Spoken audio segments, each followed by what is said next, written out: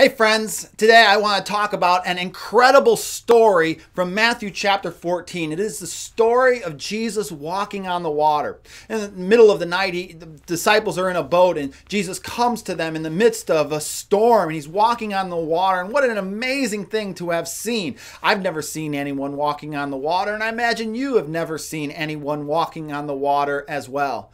But the thing was, the disciples had been following Jesus for some time now, and they were seeing these things that they had never seen before. He'd been healing the sick. He'd been casting out the demons, and now he is walking on the water. And that's what happens when you begin to follow Jesus. You start to see things that you had never seen before. Now, the next thing that happens is Peter asks Jesus about getting out of the boat. And Jesus says, "Come, Peter." And so Peter gets out of the boat. Now, not only is Jesus walking on the water, but Peter is walking on the water as well. That's the thing about following Jesus. We see what Jesus does and what Jesus is able to accomplish. And we recognize that his calling is for us to follow him and to do these same things that he is doing. I'm going on a mission trip this coming week. I'll be leaving on Saturday with 17 other people from 4 different churches in 2 different states. And it's an exciting thing. We're doing medical work. We're doing construction work. We're also running vacation Bible schools.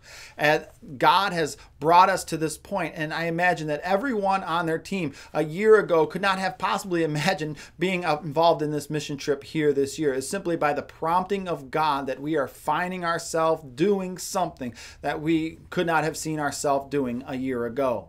But that's the way it works with the prompting of God. You ask God. We ask God, how can we serve you in your kingdom, God? And then God guides and directs. Peter asked Jesus about getting out of the boat, and then Jesus directed him and guided him to do so. So Peter gets out of the boat now, and he's walking on the water, an amazing thing. But what happens next is he looks around, he hears the wind, he begins to see the waves crashing, and he loses faith, he loses the courage, and he begins to sink. And the question I ask is, what changed? He had that initial courage and faith to get out of the boat, but now that he's actually walking on the water, now he begins to sink. You would have thought that it would be more difficult to get out of the boat than it would be to continue walking on the water.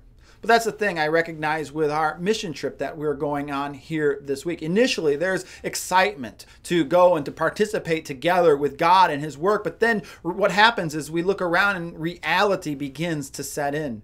We recognize that there's the fundraising costs associated with the trip. Recognize that we need to get shots and take what might be limited time off of work. Then we recognize we have to leave our family for a week and get on a plane and fly to a third world country. And so that doubt begins to creep in. We begin to lose the courage that we might have once had. But the answer again is Jesus, the focus on Jesus, the author and perfecter of our faith. Peter lost his focus. At first he had focused on Jesus. It was all about Jesus. But then it became about everything else that was around. And that's where he lost his courage. That is where he lost his faith and began to doubt. You know, if doing the work of God was easy, then everyone would do it. If getting out of the boat was easy, then the other disciples would have gotten out of the boat with Peter. If a mission trip to Haiti was easy, then everyone would be doing it. But the thing is, the work of God is not an easy thing.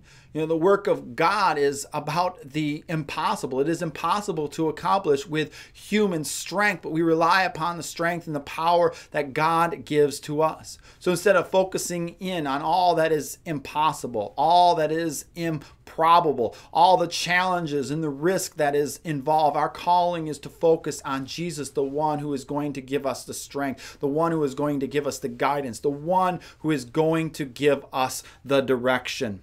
The truth is that the work of God takes courage, and the work of God takes faith. The work of God goes beyond what is humanly possible. But when we focus on Jesus, he begins to use us in ways that we cannot possibly imagine. Hey, God bless you, everyone. And next week, I'll check in with you from Haiti. Have a great week. Talk to you soon.